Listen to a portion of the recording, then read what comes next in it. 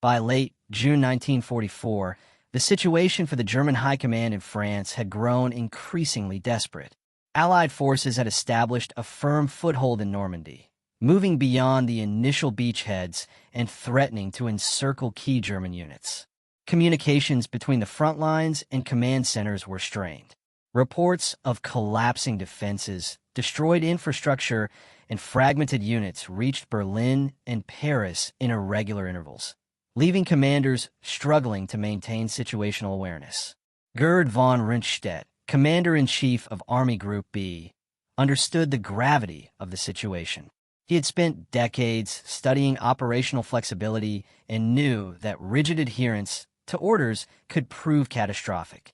Yet his voice was often overshadowed by Hitler's directives. The Führer, convinced that any retreat would signal weakness, refused to authorize withdrawals or tactical regrouping. Local commanders, constrained by this centralization, were forced to improvise within tight boundaries, risking the lives of their men in futile counterattacks. Hitler's interference created tension within the High Command. Rommel, tasked with defending the Atlantic coast, pressed for immediate countermeasures, highlighting the Allies' numerical and logistical superiority. Others, including von Rundstedt, warned that delaying or ignoring the need for negotiation would only compound Germany's losses. Yet, the ideological rigidity of the Nazi leadership prevented any consensus. The war in the West had become as much a political struggle as a military one. The Allied advance exposed systemic weaknesses in Germany's defensive strategy. Infantry divisions were overstretched across the hedgerow country of Normandy, unable to respond effectively to concentrated attacks. Panzer units, intended as mobile reserves, were scattered and often held in reserve by orders from Berlin rather than deployed where they were most needed. Air support, already limited, could not counter the overwhelming numbers of Allied bombers and fighter escorts. Each misstep amplified the pressure on German commanders and soldiers alike. The human cost was mounting.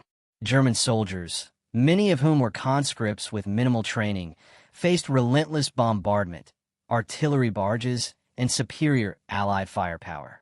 Casualty reports painted a grim picture. Units were losing cohesion, morale was collapsing, and desertions began to occur in small numbers. Officers wrestled with impossible choices, balancing loyalty to orders with the reality on the ground. The tension in command rooms was mirrored in the trenches and fields, where men fought under impossible conditions, often isolated from support or guidance. Within this environment, von Rundstedt's pragmatism clashed with Hitler's ideology.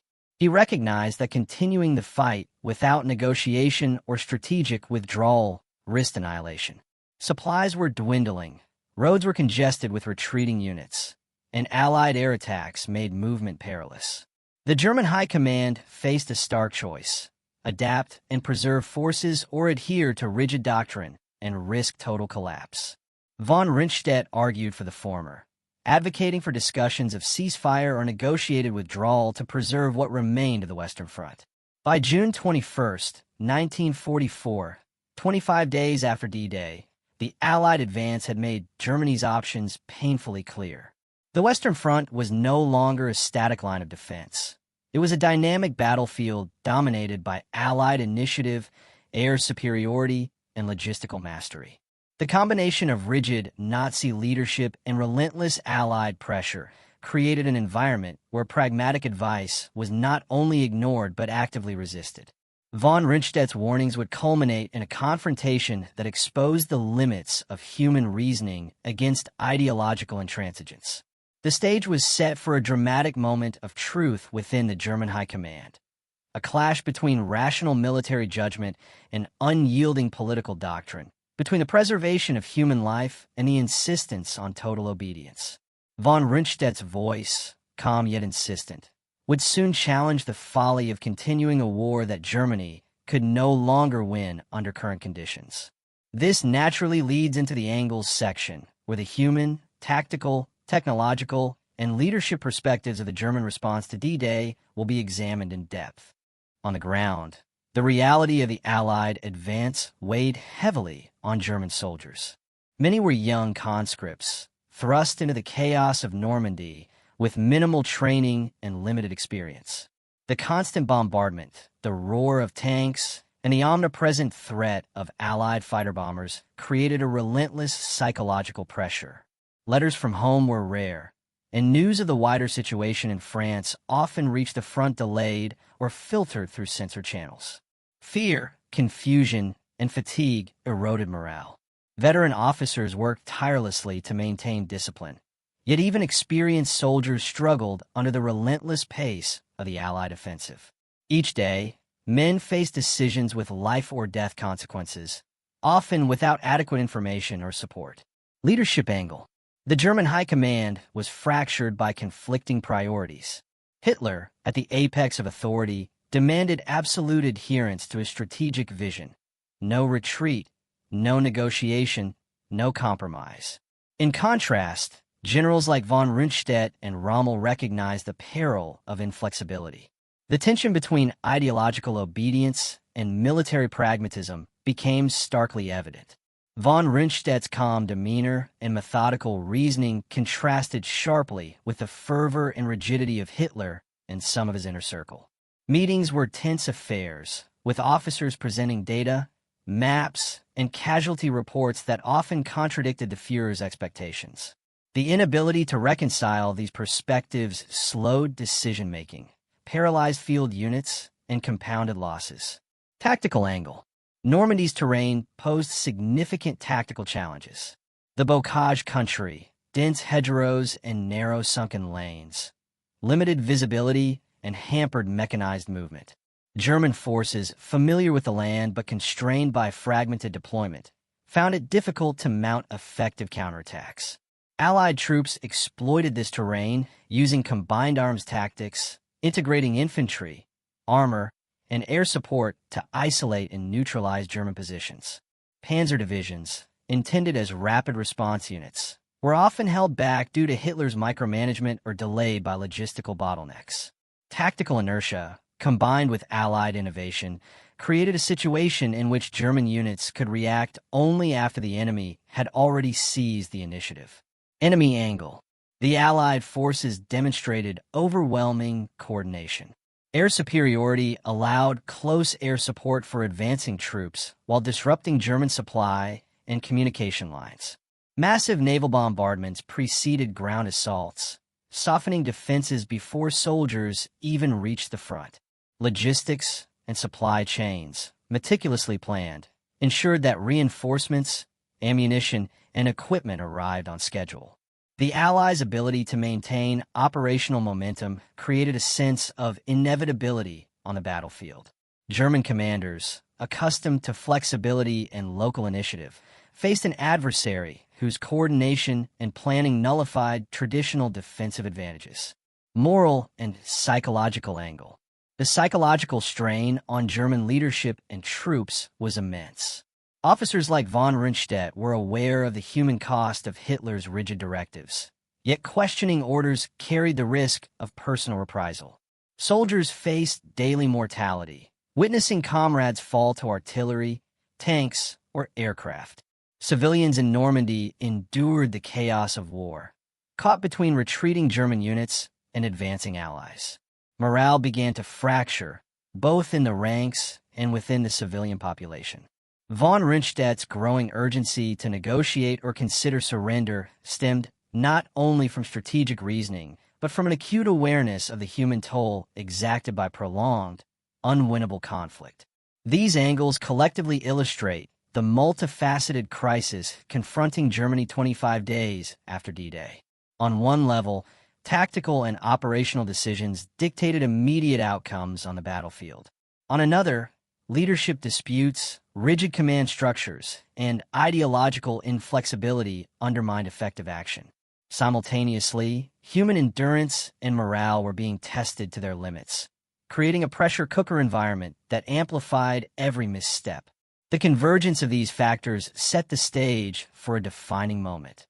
Von Rundstedt's appeal to the High Command to recognize the futility of continued resistance and to consider negotiation. His voice represented a rare alignment of tactical insight, strategic pragmatism, and moral awareness, standing in stark contrast to the inflexibility of Nazi leadership. This leads directly into Angles, Section 2, where we will further explore the technological limitations, enemy strategies, and moral dilemmas influencing the German response in Normandy.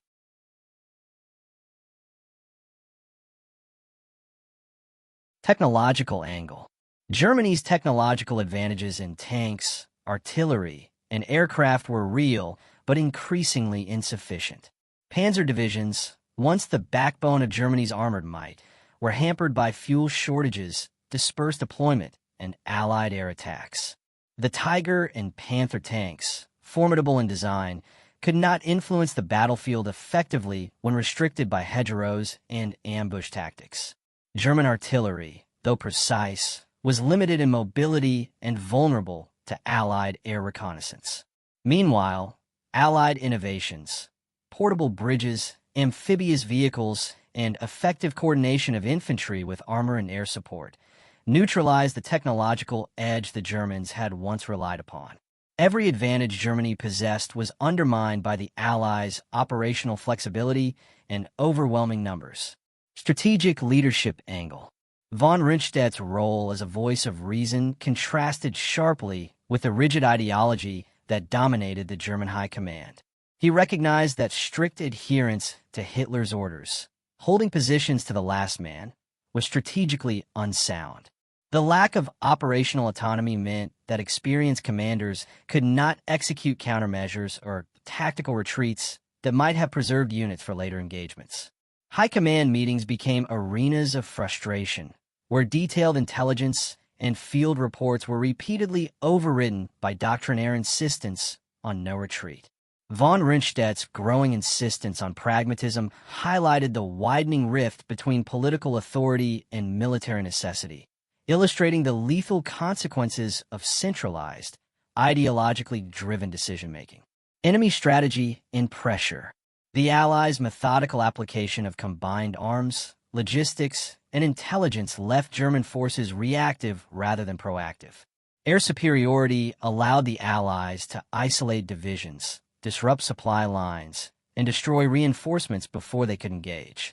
Naval gunfire continued to support inland advances, softening positions and destroying fortifications. The systematic encirclement and attrition of German units created operational dilemmas that commanders on the ground could not resolve.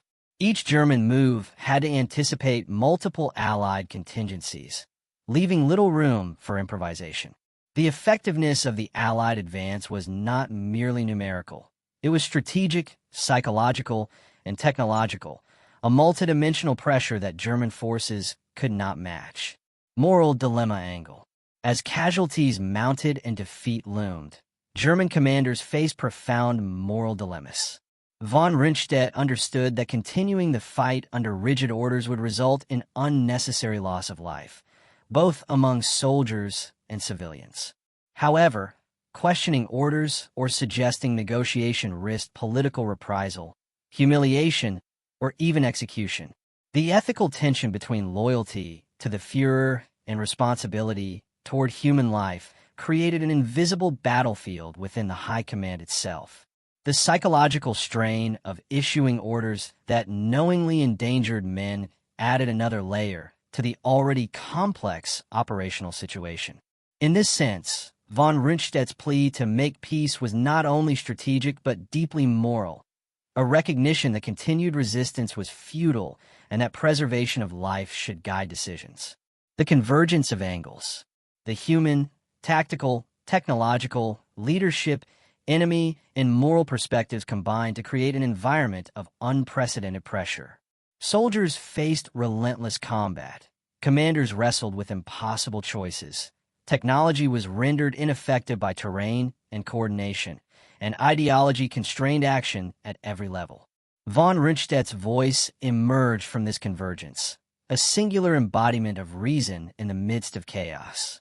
His warning to the High Command was informed by the full spectrum of military reality. What was happening on the ground, what was technologically feasible, and what was morally defensible. The culmination of these angles made von Rundstedt's appeal inevitable. It was the intersection of human suffering, strategic necessity, technological limitations, and moral obligation that forced a reckoning. The next section, climax/turning point, will depict the high-stakes confrontation within the German High Command, where ideology collided with reality and a decisive moment of historical consequence unfolded. June 21st, 1944. The German High Command gathered in a tense, smoke-filled room near Paris.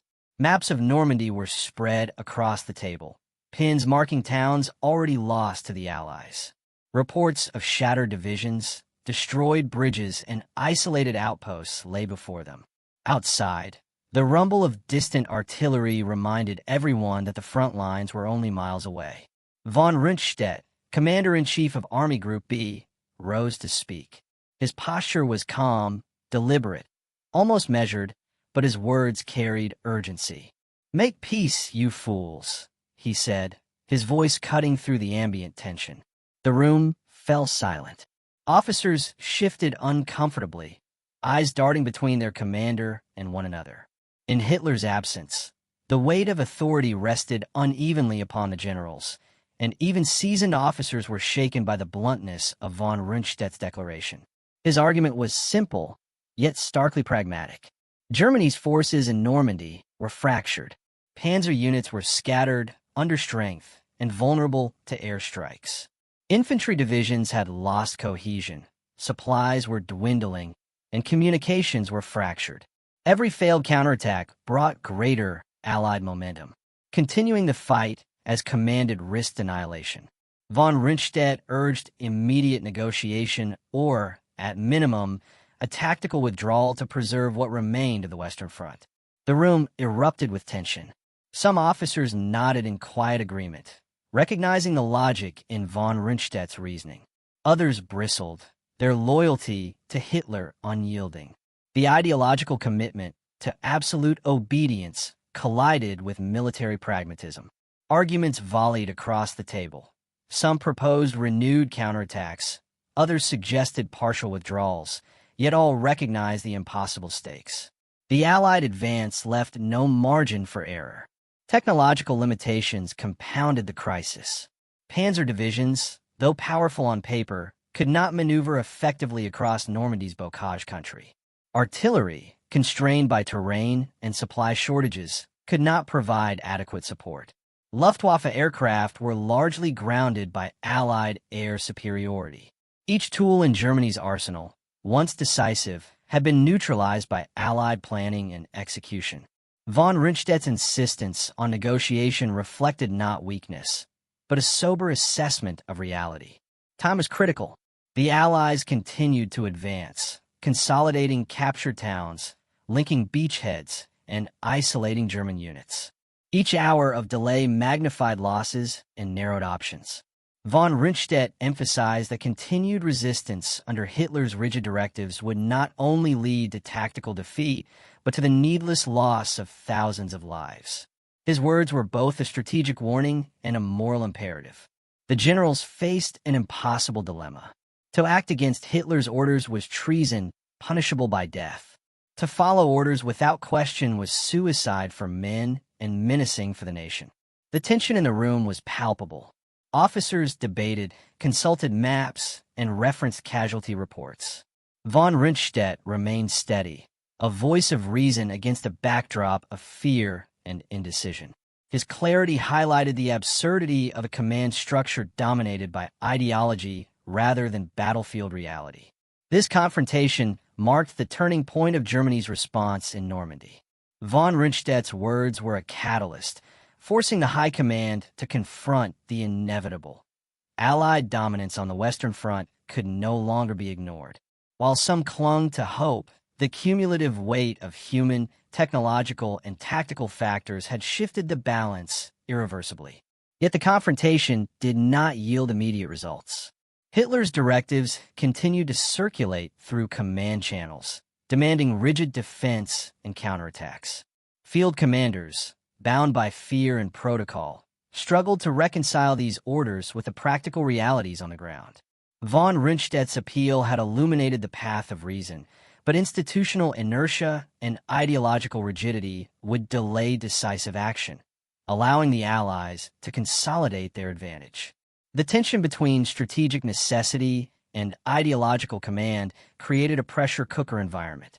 It was in this crucible that the human cost of war, the limitations of technology, and the failures of leadership converged. The consequences of this moment would soon manifest on the battlefield, determining the pace and scope of the Allied advance and the fate of German forces in the West.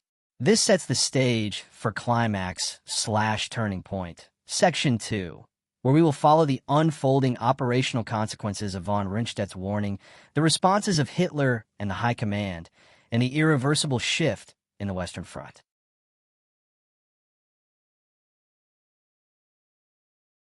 The days following von Rundstedt's stark warning were defined by paralysis, indecision, and the relentless advance of Allied forces. Though his call to make peace had pierced the veneer of confidence within the German High Command, it collided head-on with Hitler's unyielding ideology.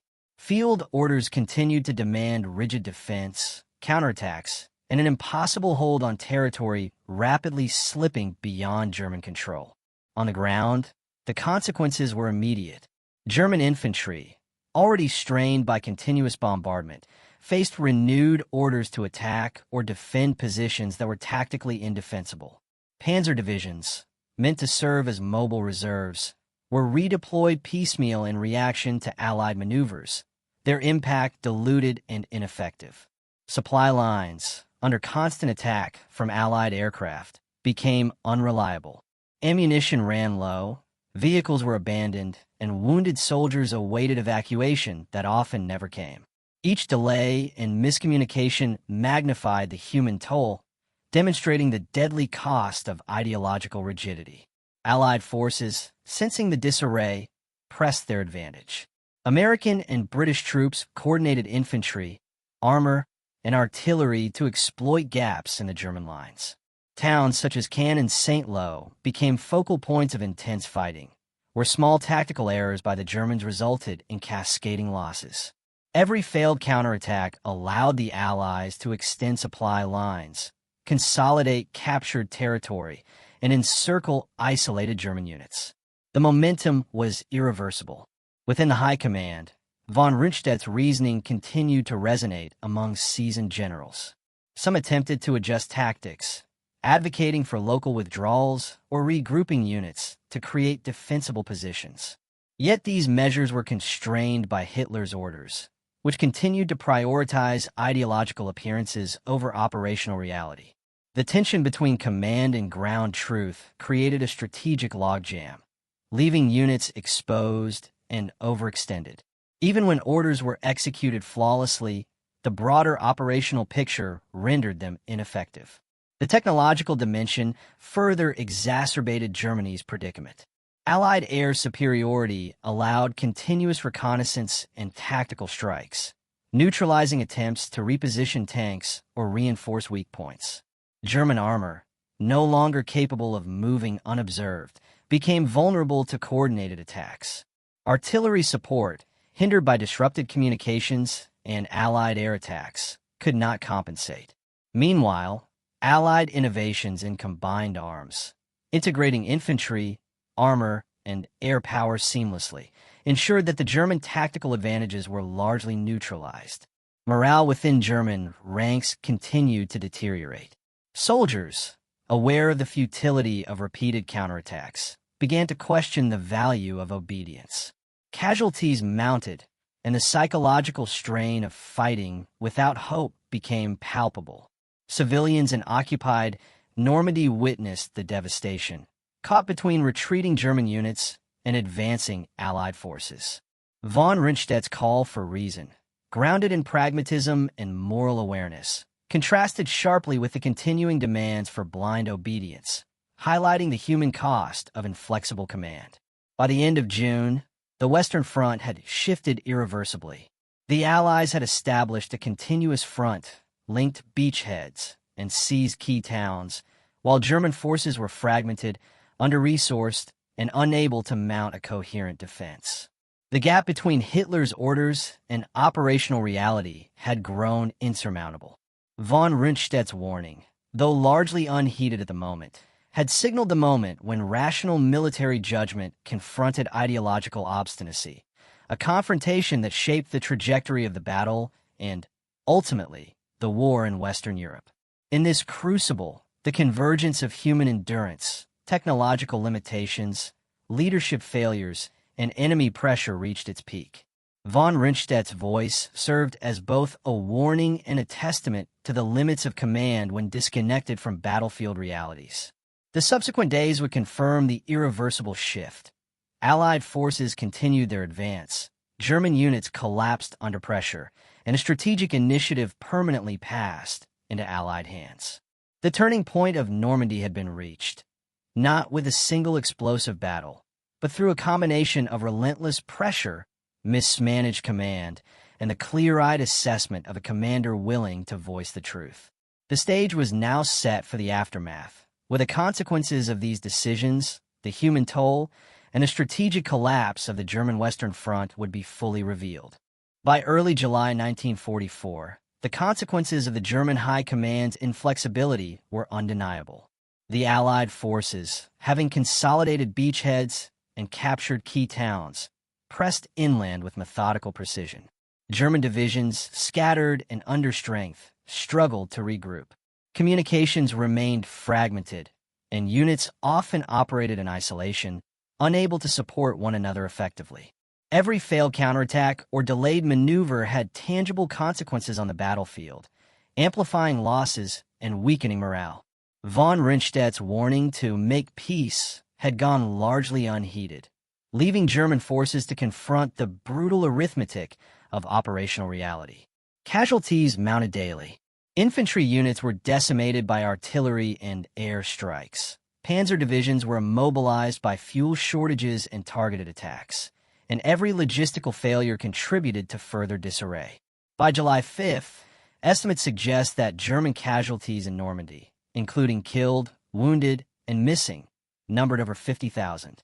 These losses were compounded by the psychological strain on surviving soldiers, many of whom faced exhaustion, fear, and the growing realization that victory was increasingly impossible.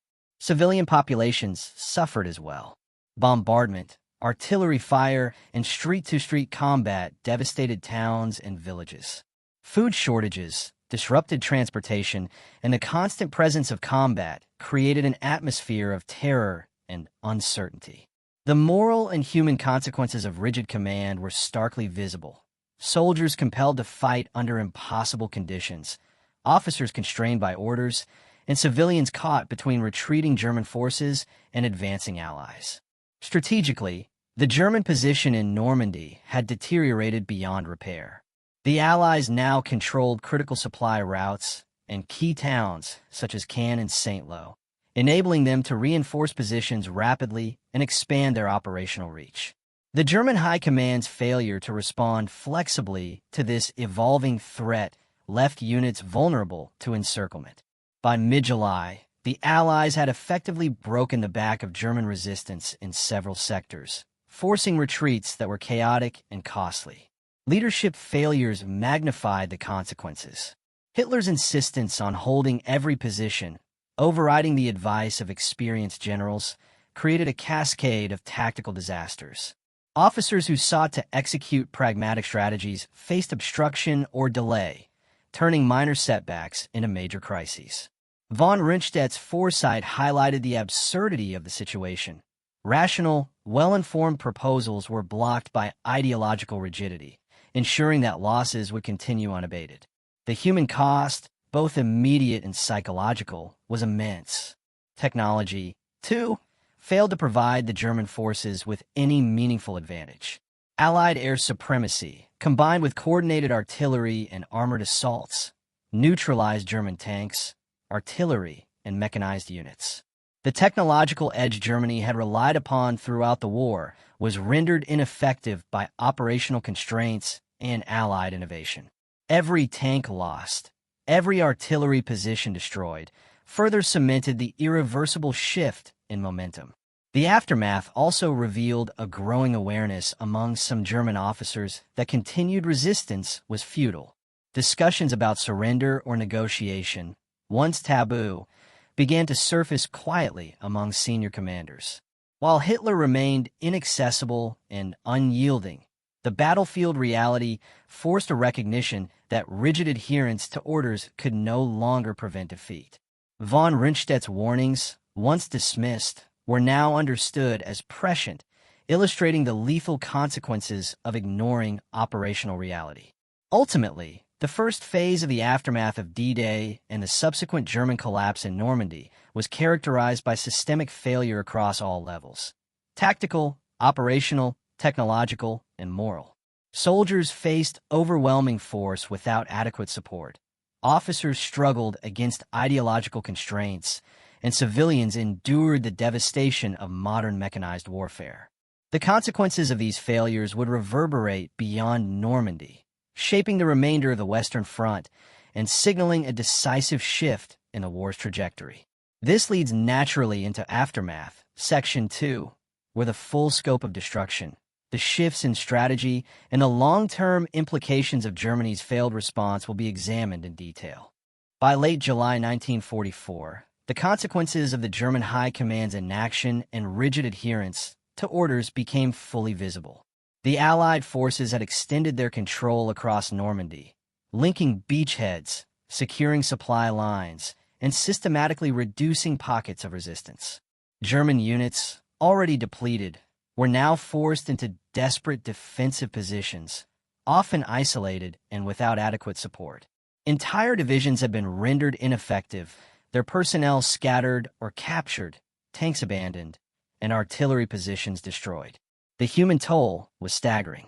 Casualties among German forces continued to mount, with estimates indicating more than 70,000 soldiers killed, wounded, or missing by the end of the month.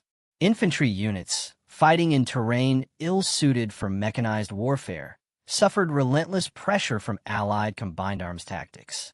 Soldiers experienced exhaustion, hunger, and demoralization, while officers confronted the impossible task of maintaining discipline under catastrophic circumstances.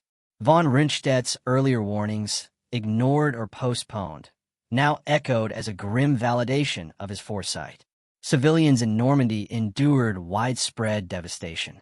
Bombing raids, artillery bombardments, and street fighting destroyed homes, businesses, and public infrastructure.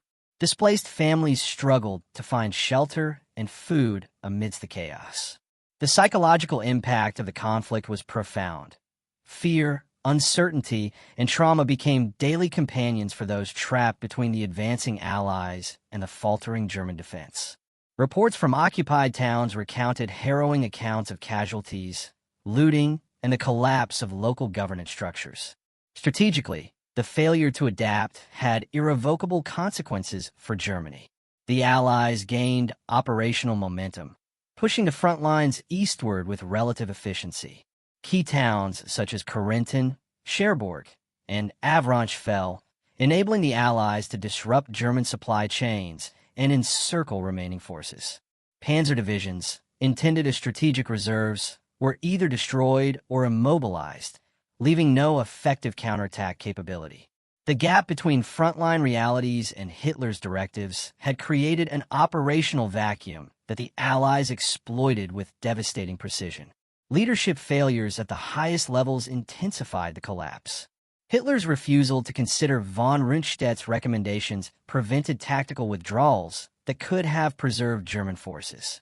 Field commanders were bound by orders that prioritized appearances over operational success, forcing units to engage in costly, futile counterattacks. Internal communication breakdowns compounded confusion, and German forces increasingly relied on fragmented, last-minute intelligence. The strategic inflexibility of the High Command rendered Germany's Western Front almost entirely reactive, allowing the Allies to dictate the tempo of operations. Technological limitations further magnified the disparity. Allied air superiority neutralized German mechanized units and disrupted logistical movements.